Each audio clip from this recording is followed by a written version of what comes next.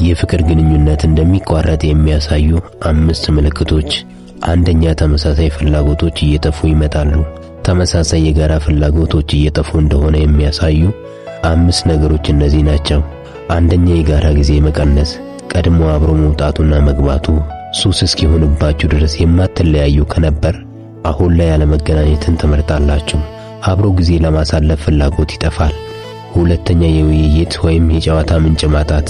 ቀድሞ ብዙ ነገርን ትወያዩ ከነበር አሁን ላይ ግን የጋራ ፍላጎት ከመጥፋቱ የተነሳ ንግግራችሁ ሁሉ ጨዋታ ወይም ውይይት ሳይሆን ግጭት ይሆናል። ቀልዱ ሁሉ ወደ ጥል ይቀየራል። በሁለታችሁም በኩል ነገሮችን በቀና መተርጎም ይሳናቸዋል። የሁለታችሁም ንግግር ወደ አሽሙር ይቀየራል። ደስታን ይሰጣችሁ የነበረው ቀልድ አሁን ላይ ልዩ ትርጉም በማግኘቱ በዝምታ እንድታልፉ ግዴታ ይሆንባቸዋል። ሶስተኛ፣ አንዳችሁ ለአንዳችሁ የነበራችሁን ደስታ ማጣት። አንዳችሁ ለአንዳችሁ የነበራችሁ ውስጥን የመረዳት ፍላጎት እየቀነሰ ይመጣል። በፊት ቃል ሳትለዋወጡ ውስጥ ለውስጥ ትረዳዱ ከነበር አሁን ላይ ያ ፍላጎት እየጠፋ ይመጣል። አንዳችሁ ለአንዳችሁ የደስታ ስሜት አይኖራችሁም። አራተኛ፣ በግል እቅዶች ላይ ትኩረት ማድረግ። ግለኝነት እየበዛ ይመጣል። ለኔ እንጂ ለኛ የሚል ንግግር ይጠፋል። ቀድሞ በጋራ የነበራችሁ ነገሮች ሁሉ ወደ ግል ፍላጎቶች ይቀየራሉ። አምስተኛ፣ ስሜታዊ ግንኙነት መጥፋት። የተቃራኒ ጾታ ፍላጎቶች እየቀነሱ ይመጣሉ። አንዳችሁ ለአንዳችሁ የነበራችሁ ስሜታዊ ግንኙነቶች እየደበዘዙና እየቀነሱ ይመጣሉ። ይህም የተመሳሳይ ፍላጎት እጦት ነው። ተመሳሳይ ፍላጎት የፍቅር ሰንሰለት ነው። ይህ ሰንሰለት ከተበጠሰ ደግሞ ፍቅር ወደ ጥላቻ ይቀየራል። በአንድ የፍቅር ግንኙነት ውስጥ ተመሳሳይ ፍላጎት መኖሩ በጣም አስፈላጊ ነው። የዛሬው ተመሳሳይ ፍላጎት የወደፊት የጋራ ኑሮን የሚገነባ ነው። በፍቅረኛሞች መሃል ትልቁ አንድነት ተመሳሳይ ፍላጎት መኖሩ ነው። የፍቅር እሳትን ሊያጠፋ የሚችለው ይህ ፍላጎት ነው።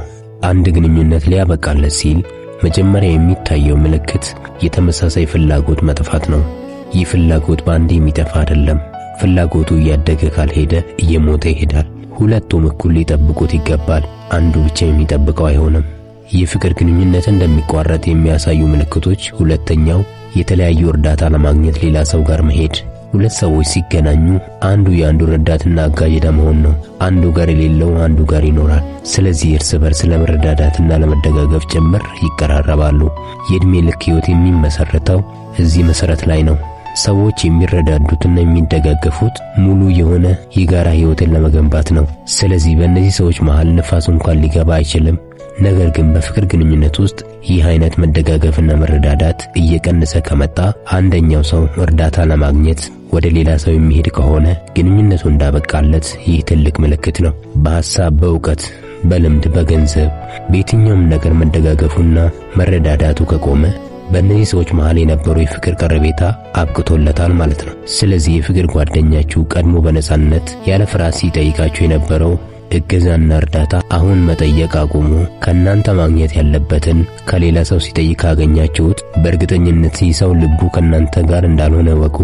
የጊዜ ጉዳይ ነው። ሙሉ በሙሉ ከናንተ ጋር ያለውን ግንኙነት ሁሉ የሚያቋርጥበትን ጊዜ እየጠበቀ እንጂ በልቡ ከተለያችሁ መቆየቱን እርግጠኞች ሁኑ። የፍቅር ግንኙነት እንደሚቋረጥ የሚያሳዩ ምልክቶች። ሶስተኛ፣ እውነት መነጋገር ይቆማል። የሚወዳችሁ ሰው ሁሌ እውነትን ያወራችኋል። ነገሩ ቢያስቀይማችሁ እንኳን እውነቱን እንድታውቁ ሲል ዋጋ ይከፍላል። የብዙ ግንኙነት መቋረጥ ምክንያት አንዱ እውነት አለመነጋገር ነው። በፍቅር ግንኙነት ውስጥ እውነት አለመነጋገር በቀጥታ የሚያመጣው ችግር የእምነት መፍረስ ነው። ይህም አንዱ ሰው በሌላው ሰው ላይ እምነት እንዲጠፋ ያደርጋል። እምነት ከሌለ የግንኙነት ዘለቄታና የልብ ትስስር ሊኖር አይችልም። በተጨማሪም ጠላትነት ጥልቅ ንዴትን ሊፈጥር ይችላል። የአንደበታችን ቃል በውሸት የታጀቡ ከሆነ የእውነት መኖር ይከብደናል። እውነትን መደበቅ ለጊዜው ምንም ቢያስማማ የረጅም ጊዜ ታላቅ ጉዳትን ያመጣል። ለዚህ ነው አንዳንድ የፍቅር ግንኙነቶች በድንገት የሚቋረጡት። አንድ ሰው ውሸት እያወራን መሆኑን በእነዚህ 6 ምልክቶች ልናውቅ እንችላለን። አንደኛ፣ ተቃራኒ ነገር መናገር። አንድ ሰው ቀድሞ ካወራችሁ በተቃራኒ የሆነ ነገር ካወራላችሁ እየዋሻችሁ ነው። ይህ ማለት ስለ አንድ ጉዳይ ቀድሞ ካወራላችሁ ሐሳብ ጋር የሚጋጭ ወይም የማይስማማ ሐሳብ ይናገራል ማለት ነው። ሁለተኛ፣ በጣም ከፍ ያለ መከላከል።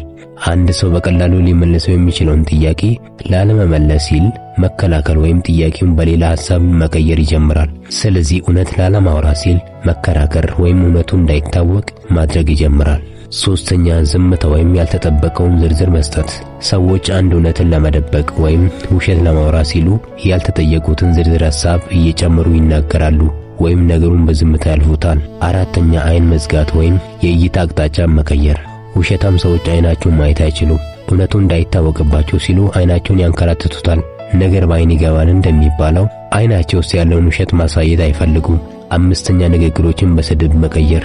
ውሸታም ሰዎች ውሸታቸውን ለመደበቅ ከሌሎች ጊዜያት በተለየ ንዴት በሚመስል መልኩ እየተሳደቡ ሊናገሩ ይችላሉ። በቀላሉ የሚመልሱትን መልስ ትተው ኃይለ ቃል ይናገራሉ።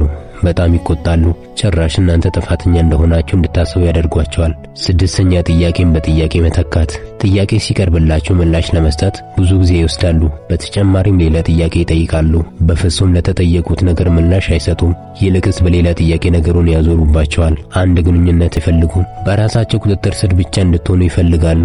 አራተኛ በሐሳብና በውሳኔ ማስገደድ። በራሳቸው ውሳኔ ላይ ጫና በማድረግ ሙሉ በሙሉ በእነርሱ ሐሳብ ይቆጣጠሯቸዋል። ምንም ነገር ያለ እነርሱ እንድትወስኑ አይፈልጉም። ውሳኔያቸውንም እንድትቀይሩ ያስገድዷቸዋል። አንድ ግንኙነት እንደሚቋረጥ የሚያሳይ አምስተኛ በሁለቱም በኩል እምነት ይጠፋል። በሁለት ፍቅረኛሞች መሃል እምነት እየጠፋ መሆኑን በእነዚህ 3 ነገሮች ልናውቅ እንችላለን።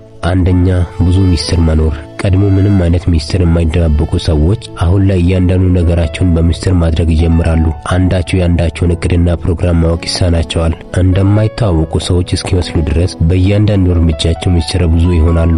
እርስ በርስ ያላቸው ትውውቅ እየጠፋ ይመጣል። ሁለተኛ መፈራራት ይመጣል። በሁሉም ነገር አንደኛውን መፍራት ይጀምራል። በምንም ጉዳይ አይተማመኑም። በገንዘብ ጉዳይ እንኳን አንዱን ይፈራል። በጤና ጉዳይ መፈራራት ይመጣል። ምናልባት በሽታ ሊያስይዘኝ ልታስይዘኝ የሚል ፍርሃት ውስጥ ይገባሉ። እስከዛሬ የነገርኳትም ወይ የነገርኩትን ሚስጥሬን ያወራብኛል ታወራብኛለች የሚል ፍርሃት በሁለቱም ውስጥ ይፈጠራል። አራተኛ ውሸት መነጋገር ይበዛል። አንዱን በትንሽ ትልቁ መወሻሸት ይጀምራሉ። እውነት መነጋገር የሚባለው ነገር እየጠፋ ይመጣል። ሁለቱም ለሚጠያየቁት ጥያቄ እውነተኛ መልስ አይሰጣጡ። የሚያወሩትና የሚኖሩት ለየቅል ይሆናል። እናም አንዱ የአንዱን ውሸት ባወቀ ጊዜ ትልቅ የሆነ ጥል እየተፈጠረ ይመጣል። አራተኛ ስለ መለያየት ማውራት። በእያንዳንዱ አጋጣሚ በተጣሉ ቁጥር እንደ መፍትሄ የሚጠቀሙት መለያየትን ነው። አንደኛው መታገስ ያቆማል። ይልቅስ መች ልለያት የሚል ስልቹነት ውስጥ ይገባሉ። ሲቀላለዱ ቀላጭ እኔና አንተ ብንለያይ እኔና አንቺ ብንለያይ የሚል ይሆናል። ይህም ቀልድ በሚመስል መንገድ የውስጥ ስሜት መናገሪያ መንገድ ነው። አምስተኛ መሰለል ወይም በድብቅ መከታተል። እምነት ሲጠፋ አንደኛውን ይሰልላል ወይም በድብቅ ይከታተላል። ለምሳሌ በሶሻል ሚዲያ ላይ በማይታወቅ ፕሮፋይል መከታተል፣ በጓደኛ በኩል መከታተል። ይህም የሚሆንበት ምክንያት ቺት ያደርግብኛል ወይም ቺት ታደርግብኛል በሚል ፍርሃትና እምነት ማጣት ነው። ስድስተኛ እርስ በርስ ውይይት መቀነስ። ቀድሞ በእያንዳንዱ ነገር ሲወያዩ የነበሩ ሰዎች አሁን ላይ ሁሉንም ነገር በዝምታ ማለፍ ይጀምራሉ። ሚስጥራቸውን በጋራ ሳይሆን ከጓደኛ ጋር ማውራት ይመርጣሉ። ለዚህ ቻናል አዲስ የሆናችሁ ሰዓቱ አሁን ነውና ሰብስክራይብ አድርጉ።